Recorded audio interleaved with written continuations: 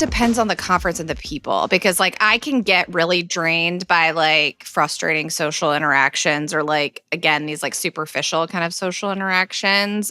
But if it was like drinks with a friend at the conference where we've been both doing this the whole time and we're going to debrief on whatever has happened that day, absolutely.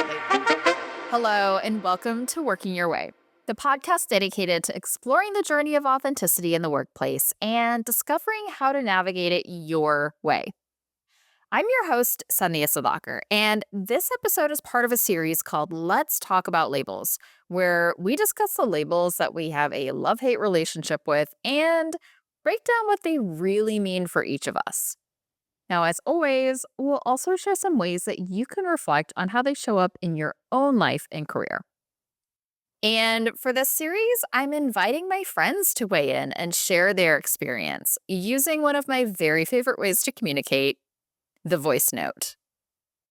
I'm bringing on a co-host for this series as well. She's my friend and fellow entrepreneur, Arden Evenson. She's a content creator who advocates for financial inclusion. And when she's not talking about making money, she's talking about making babies, sharing all about her fertility journey online. In these episodes, we're really going to cover it all, from diving into the depths of human behavior to sharing our, hopefully, hilarious hot takes. So without further ado, let's get into the episode. Okay, well, welcome to Working Your Way. Hi, Arden. Hi, how are you? Good. This is our last of the 6 of our Let's Talk About Labels series, and I don't know what we're going to do now. I mean, listen, just because we finished this series doesn't mean that we can't still get on mic and gab to each other about other topics. So today we're going to be talking about what I think is maybe a little bit of a controversial topic, which is, are you an extrovert or an introvert? Yeah, it feels like among all of the labels, and especially the ones where there's kind of like an either or, more of a binary, this is the one that I feel like has had the most like discussion and conversation that people are more sort of like aware of and actively discussing than some of the others. Yeah, for sure. I feel like there is a lot of conversation about if you're one or the other. And interestingly, so like with the optimist pessimist episode, a lot more people had voice notes about being an optimist. I actually think that for this episode, we're going to hear a lot more voice notes about being an introvert and not an extrovert. And I think right now, introverts are having a moment where the world is designed for extroverts and introverts are like, no, we're not doing it anymore. We're going to talk about this. I think, optimism historically, even now, like gets maybe more of a positive review, a better rap than pessimism. And I think historically that has been true for extroverts. Like that's the thing that you like strive to be or want to be, or it's easier if you are. And it feels like we're starting to have a much better awareness and understanding of like the value of being an introvert and the traits that come along with that are really positive that a lot of us should be thinking about. Yeah. So let's go to the definitions briefly here. So an extrovert, the kind of more common definition is someone who's outgoing, sociable, and energized by interactions with others. They often enjoy being the center of attention and they thrive in group settings. Now, from like a psychology standpoint, extroversion is a personality trait that's characterized by a tendency to seek out and enjoy social interactions and external stimulation. Extroverts are typically talkative, enthusiastic, assertive, and drawn to high energy environments. Yeah, I mean, that one's more me. I don't like the phrase center of attention. I like to refer to myself as a spotlight personality. What does that mean? I like to be in the spotlight. Okay, all right. Pay attention to me.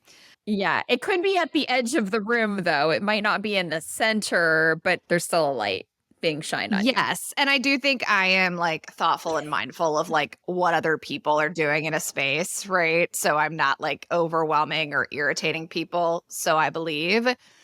But even that requires like I'm definitely thinking about like, am I talking too much? I mean, one of the first things I remember saying to my grandparents in conversation is like in a car, I was like, am I talking too much? Like, it's a thing that like I knew, like, Oh, I can really feel, I'll really feel the space if that like is possible. And so, like, making sure to like leave more room and include other people and like, not just kind of let myself run off on whatever idea or tangent or joke or story I'm telling is like something that I'm really mindful of. But I also think that like the pandemic of it all and lockdown made me a little bit more of like, I would define it as more of like a homebody, but I don't think that I am as driven by seeking out social interactions and external stimulation, looking at that kind of psychological definition as I used to be. I still think that like yeah. the extroversion is sort of like my core, but I think some aspects and some traits have sort of like softened or shifted a bit as I've aged. I think that's something that a lot of people can relate to. Okay, I'm going to read the definition of an introvert. So the kind of the more common definition is someone who's more reserved, prefers solitude or small groups, and is energized by time alone.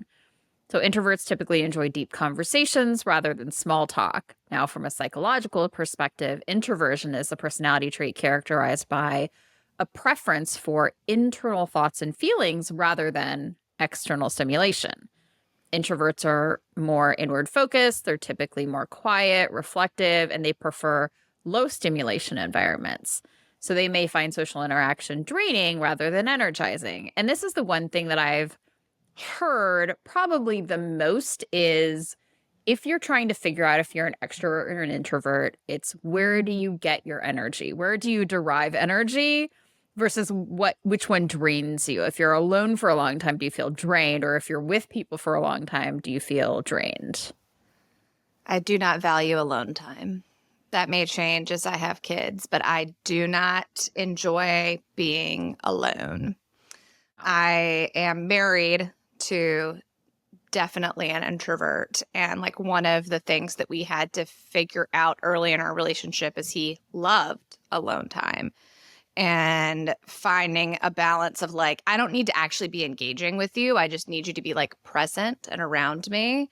And so, can we be in the same room? You do your own thing, I do my own thing. Can you feel like that's alone time? And I can feel like that's not alone time. And like, can we both Yeah. get what we need out of that kind of out of that situation or interaction? Yeah. There's this great Liz and Molly cartoon. So Liz and Molly do all these different kind of like Yeah, yeah, yeah. emotional intelligence or, culture, workplace things. So there's one cartoon that says like the highest compliment you can get from an introvert. And it's somebody on the couch, two people reading next to each other. And one of them says, like, I enjoy being with you just as much as I enjoy being alone. Oh my God, I don't know if I'll ever get to that. I'll have to ask about that later. Maybe don't set yourself up for disappointment and failure, but it's something to strive for. I can anticipate the answer, and I don't think it's me. Okay, let's jump right into the voice notes. I have so much more to say and to talk about my own experience, but let's listen to the first one. Introverted or extroverted? That is a great conversation to have, and one that I have debated with many, many friends and partners. I think for me the answer comes with a bit of a caveat, and it starts with if I understand introverted and extroverted appropriately, which is to mean that someone is introverted gets energy from being alone, from being in environments with less stimuli, then I would say that I am introverted. I really appreciate having time alone. I also recognize that someone had given the example once of if you're at a conference and you're feeling really exhausted, is your first reaction to head towards the restaurant or the bar to go interact with people and to get re-energized, or is your first reaction to go to your room to just take a minute or take a walk outside by yourself? And I definitely am the latter. So again, if that's my understanding and if that's accurate, then I would definitely say I'm introverted. Contrary to popular belief, think a lot of people associate introverts with shy people or people who are reserved. And I am not. I am outgoing. I enjoy being around people. I love a good party. And often when people then hear that my personality tests label me as introverted, whether it's Myers-Briggs or others, it's often this contradiction. I'm like, wait a minute, there's no way you're introverted because you're so outgoing and I could be loud, and I do enjoy, being on a stage and presenting to people and meeting new people. But again, where I feel most energized is time alone. I can go to dinner by myself. I can go to vacation by myself, and feel fortunate that I have kind of just trained and learned how to become more outgoing. That being said, I've also had the conversations with people around, all right, if you go to a networking event, are you excited to go meet a bunch of new people, or do you really feel uncomfortable or dread it? I think that's kind of a tricky one because most people probably have a little element of dread because those conversations tend to be on the more superficial side, right? You're talking about whatever the conference was or the weather or you name it. And so I will definitely tell you that in that example, again, I would much prefer a dinner or a coffee with 2 or 3 people to have actually meaningful conversations that are worth investing in versus superficial interactions with no real purpose. So nuanced answer, but hopefully that helps, and I'd love to keep learning with you. So I think obviously she mentioned the whole energy part, right? And I like this idea of like, if you're at a conference and you're exhausted, do you go to happy hour or do you go to be alone in your room? Yeah. Like, which one would you do? I think I can guess. Honestly, I think it depends on the conference and the people because like I can get really drained by like frustrating social interactions or like, again, these like superficial kind of social interactions. And like so much of conference and networking is like, what can you do for me? What can I do for you? And like, if I felt like it was going to be more of that. But if it was like drinks with a friend at the conference where we've been both doing this the whole time and we're going to debrief on whatever has happened that day, absolutely. Yeah. But if not, I am going to my hotel room to watch HGTV, but I will not be in silence because I am never in silence. There is a podcast going in my headphones pretty much all waking moments where I'm not actively doing something else. So those are my friends when no one else is around. Interesting. So yeah, I mean, even when you want to be alone, you want to be like stimulated. I don't want to be alone. Yeah. Now, here's a question for you. Would you say that you're the golden retriever and Miles is the black cat? I mean, definitely, like, we're not switching those roles. They're not the other way around. Yeah. They're not the other way around. And like, I even think someone asked, and by someone I mean the internet, asked a question the other day of like, is your partner the person that you like going out to eat with the most? And I was like, no. And we go out to eat with more than anyone else. But I love going out to eat with my best friend, Rebecca, who's also extroverted, where we can like kind of put on a show and make friends with the server and make them fall in love with us and just have a really fun, maybe making friends with people around us. Whereas Miles is like, we're here to be together, just the two of us. We will obviously be polite and kind to the server, but we're not really there to have a social interaction with them. Why must you eavesdrop on everyone else's conversation? We are here to like be together. And I'm like, let's be friends with everybody. Yes. Okay. Fair enough. So you would like to be the mayor of every restaurant that you're in when you go out to eat. Yeah. Okay. I like that.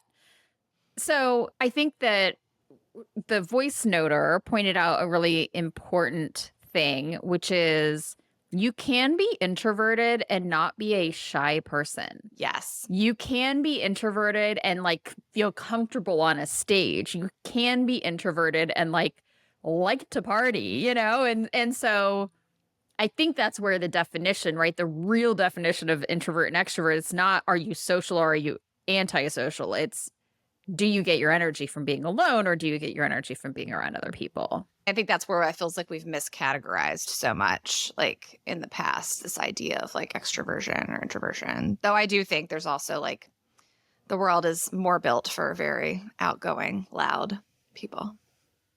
Yes, but changing. Yes, Changing totally. rapidly, I feel. Yeah. Yeah. Okay, let's listen to another voice note. Okay. I am definitely an introvert, and how I know that is that as much as I love having a great conversation, I love being around like-minded people, I need time to recuperate after I have spent a lot of time interacting or even talking. I need to just be quiet and by myself for a while to recharge my battery. And I do think that is probably the most important marker of an introvert is that need for quiet alone time to recharge your batteries so you can go back out and do it again. Okay, so again, kind of like how do you recharge your battery? Is it by yourself or is it with other people? Now, something that I think is important in this conversation, well, I'll share my own, deeply personal things. And this is, some stuff that I've deepened my awareness around as working with the Enneagram. Like, I'm an Enneagram type 3, which type 3s want to maintain an image. They want to be seen as successful. They want to be successful, but they also can be like a bit of like social chameleons. The idea kind of behind that is like, as a type 3, you can look like you can read the room and understand what people expect of you and like be that thing. As that relates to me, it was, and it's a great thing in that like, growing up, I was like friends with all the different groups of kids at school, right? Like I could find some common ground and get along with them to be relatable. And like also, I spent a lot of my life not ever saying anything that felt like controversial, like it would ruffle people's feathers, like it would rock the boat. And so that adaptability served me well up until the point where it started getting in the way of me and my own truth and like my own authenticity. Now, with that, I know that there are environments in which still today, I will flip on a switch and I will be in performing mode. Yeah. Like a networking event where I don't know anybody and I don't feel comfortable, like whatever it is about the vibe in the room, if it feels clicky or it feels whatever. And I feel like I have to ingratiate myself with people. I have to get people to like me or to see me a certain way. Yeah. And I know when it happens, I can feel it, but I'm not always like present to every moment to like stop it. It's like I can feel when I'm trying to get someone to think of me a certain way. And that, I'll come back to the point here, is why sometimes small talk and group settings feel exhausting to me. And so when I think about being an extrovert, I sometimes joke and say I'm a selective extrovert. I absolutely get my energy from people, but like not all people, like my people and the people that I like to be around that I feel like some, connection to versus like if I feel like I'm in a room of like, I'm right back in high school and there's the popular girls and then there's me on the outside fringe of the room and I have to like get in there and like be somebody shiny, I will go home and I will pass out and I need to sleep. Like I need to get my energy back by myself, right? I fully relate to all of that. I was also like, friendly. I mean, I went to a high school of like 2,200 people. Like I could like work in any of the groups. Like I was just generally likable and like, the performing mode. I think that's something too that I've been working on and trying to be more aware of in both more professional settings and also more personal settings of just like where I can get drained in social interactions is when I feel like I am trying to fit what this other person wants me to be or the experience they need or like really focus on the other person, and that becomes exhausting. And I think that's what leads me to schedule fewer things because I feel like I'm not showing up to have the sort of social experience I want. I'm showing up to provide the social experience that someone else wants. And that's where I have to like, where recharging for me is like then sitting on the couch, watching TV with my husband and pausing every 5 minutes to discuss some aspect of the show. But it's like low pressure, right? Like we're still interacting, we're still talking. I turn on a podcast for the 7 minutes that I'm doing dishes before get in bed and start reading. I mean, again, content, constant stimulation. I don't need to be alone, but I often find that even in the most casual of social interactions, I am putting a lot of pressure and expectations on myself on how to be. And that I think can be what's exhausting. And as I've gotten better at even just picking and choosing a few places where I'm just like, I'm just me, I'm here to kind of do what I want, those things become much more energizing. And that's even true of like networking events, just kind of like showing up exactly as who I am, as opposed to who I think the average 50-year-old white man in finance wants me to be showing up as. Yeah, that's so true. And I think it made me think about the fact that, like, I get energized by people, not just if it's someone I know or that I'm really close to. I can be energized by an interaction with a stranger, but it has to be the type of interaction where, like, I feel like me is welcome in that conversation. And to be fair, like, a lot of this is perception. Like, a lot of it's in my head, what I think people are thinking of me, right? And it's not Yeah. always like that this person is being hostile or they don't accept me or whatever. Like, even if those mean girls are actually even mean, right? They might be totally nice, but I'm like Right. conjuring up some trauma from, like, elementary school. Yeah. So, Yeah, totally. okay, let's listen to the third voice note. I always tell a story that before I understood extroversion and introversion, that I just fumbled my way around the world, probably annoying people more than I do right now. I talk to people on planes. I talk to people with babies. I talk to people in the grocery line. I think that if I see a stranger, then I see something that they might have in common with me, that they need to know that. Also, one of my other favorite things to do is that whenever I see doppelgangers, I go and tell that person that they look like somebody I know. So I did not think that everyone wasn't like me for a long period of time. And then as I started learning about people, I realized that my life had been surrounded by extroversion. So as extroverted as I am, I come from a mother that's even more extroverted than I am, and then I have a brother that's very extroverted. So because of how I grew up, I didn't think that there was anything different about me, but then I started learning about people and realizing that extroversion is just about where you get your energy from. And also, if you don't get your energy from people, if you are introverted, then like talking to strangers scares you. And that changed the way I looked at things because I'd have no apprehension talking to people. I never have. I've never seen anyone have apprehension talking to people. And I think as I get older, I now really understand that a lot more. And I have a lot of introverted people that are in my life, and I see their energy get depleted, and I see that they don't really ever need to have very much human interaction and they're completely fine. So, yeah, I have calmed my ways down a little bit, but I will always have an impulse to talk to people and to make friends and to find commonalities. And I still want to talk to everyone who has a new baby that is anywhere in public.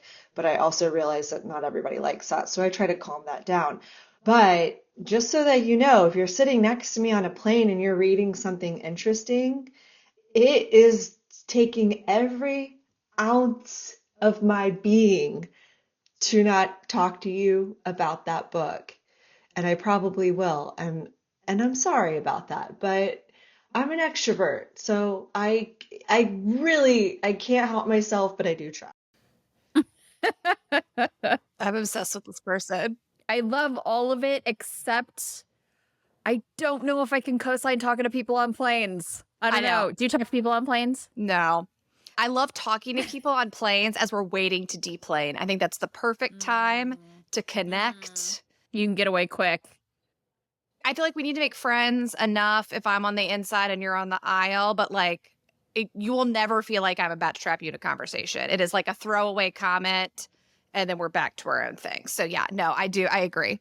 The plain thing is a lot. But I feel like my college best friend is a very similar example of this person. She is like making friends and winning people over wherever she goes. I don't know Yes. anyone that's been in Yeah. as many weddings as she has. And like she's often surprised. Like she is in weddings she didn't expect to be invited to, or she's the maid of honor in a wedding she didn't expect to be the bridal party of it all. It goes both ways, right? She's not just pushing out this extroverted energy. And I would imagine just like listening to this voice note, this person is like probably gets a lot, like for people that are not terrified that the stranger's talking to them, probably gets a lot of positive feedback because she sounds like engaging and interested in you, which is like a lovely thing Totally. to have people who are interested in talking to you and connecting with you, even if you're maybe thrown off by the format. But yeah, and I don't know, it's just like, it's so funny too to hear these, like, as we're thinking about labels, to hear what feel like more quote unquote like extreme examples, like more at like one end of the spectrum. I love hearing other people's perspectives on this stuff. It's just so interesting.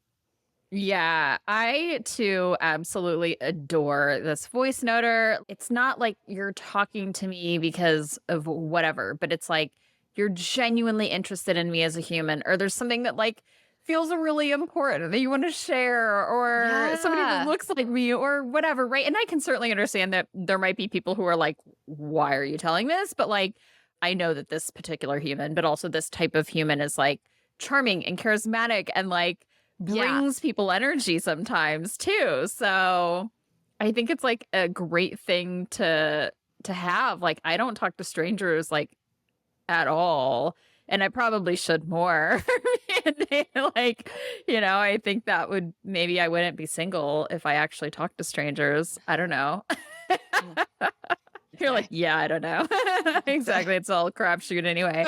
But one thing you said, I think, is a really important point to make here. And this in particular, extroversion and introversion are part of what's called like the big five personality traits, which are like, all the assessments and all the, the disc and the, all these other things root from these like the big five personality traits. And they're the ones that have been like psychology and data evidence backed, proven like time after time after time to be like Yeah. the five. Now, extroversion and introversion exist on a spectrum. So this is one where it's like, it's not like you're this or that. You're somewhere along this continuum. And I think that that's part of what trips people up about this conversation and why there's so much conversation about like, well, am I this and am I that? And no, but I like alone time, so I definitely can't be an extrovert. And it's like, no, you're maybe closer to the middle of the spectrum. And Right.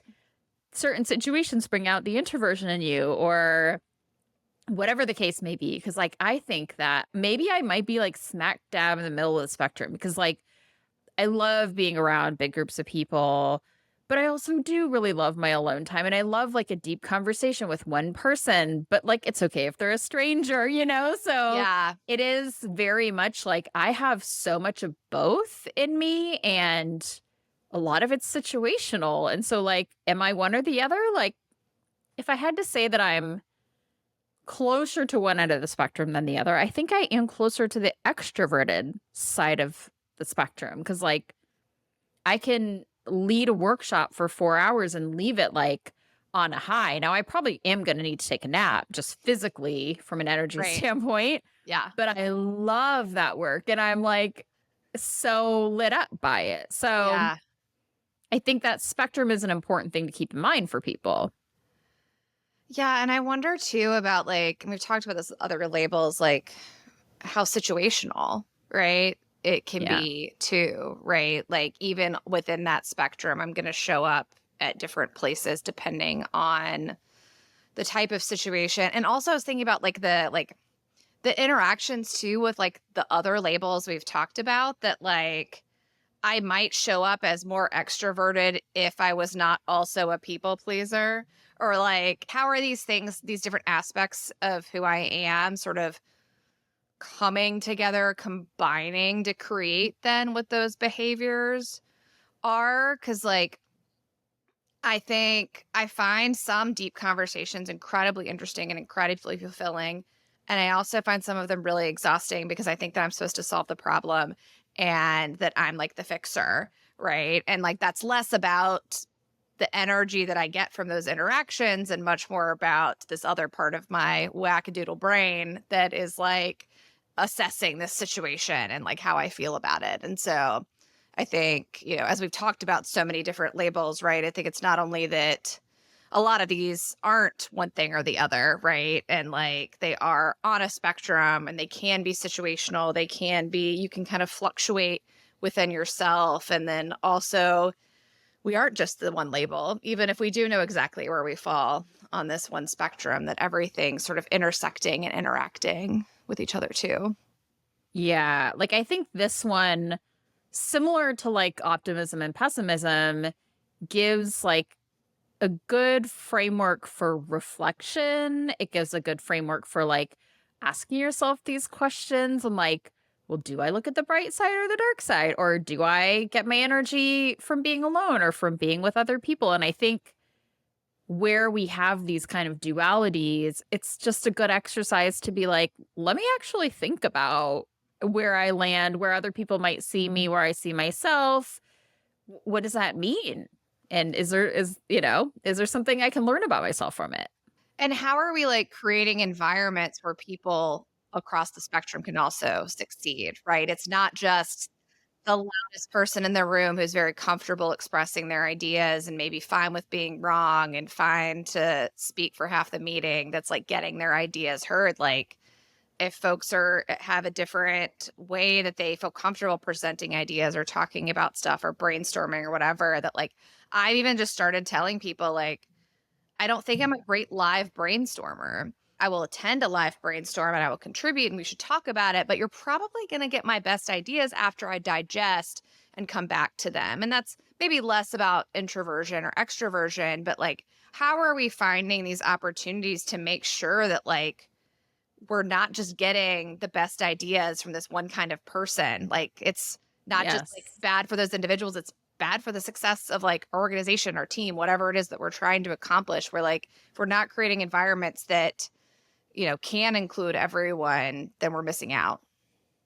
Yeah. Okay. I want to come back to this topic, but let's listen to the last Yeah. voice note. And then I would talk about this idea of like, has the world been designed for extroverts? Yeah. I consider myself an introvert. I know that I'm an introvert because I really enjoy being by myself after a big group outing. And I can also feel when my social battery is out. I think the only times that my social battery doesn't go out is when I'm at a comfort with someone that I can sit quietly near them and essentially do my mannerisms of recharging in front of them without speaking to them or really engaging with them. And I find that extremely, extremely comforting.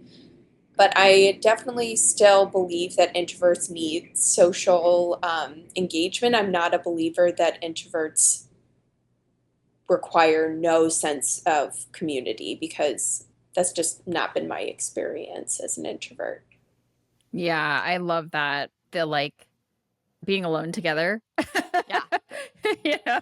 Like doing solo things next to someone on a couch. You mentioned it, right? With your Mhm. husband. So Yeah. Yeah. I also like to be informed when you're going to leave the room and I'm going to be left alone so that I can plan out my stimulation accordingly. Like literally is like, so you can start a podcast. I'm going into the other room now. And I go, okay. Thank you for that announcement. Yeah. I will transition to figuring out how to entertain myself on my own. Okay.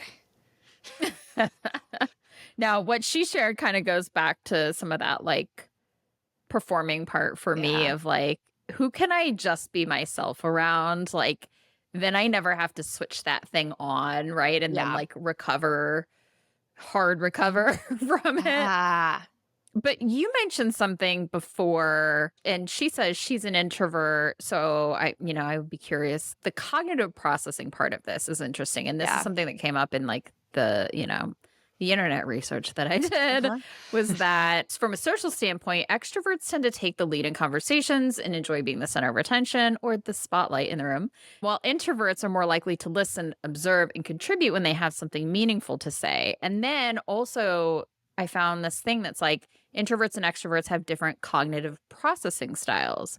Introverts may process information more deeply and prefer solitary reflection, whereas extroverts tend to think out loud and process information through interactions. So interesting. I mean, part of it's like what you talked about with the brainstorm. And it made me think about the idea of like, what leadership potential has been like. Are you the loudest in the room? Do you talk the fastest? Do you come up with ideas right in the moment? Right? Like, yeah.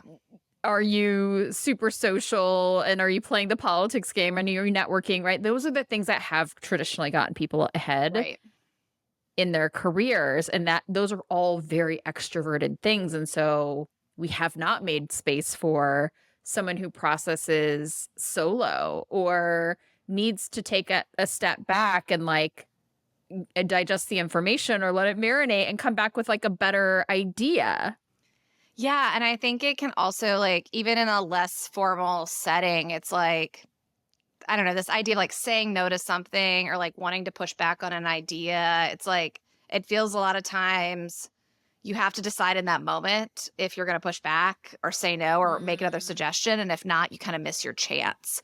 I think we run into that professionally and otherwise too. And so, yeah, it's just like also like recognizing that in yourself, right? And like finding those moments and being like, oh, that's really interesting. Let me think about that. Like, I'll get back to you tomorrow, and not sort of like forcing yourself to come up with what may not be your best response or what you're actually comfortable with because you feel that pressure in that moment to respond. Yeah.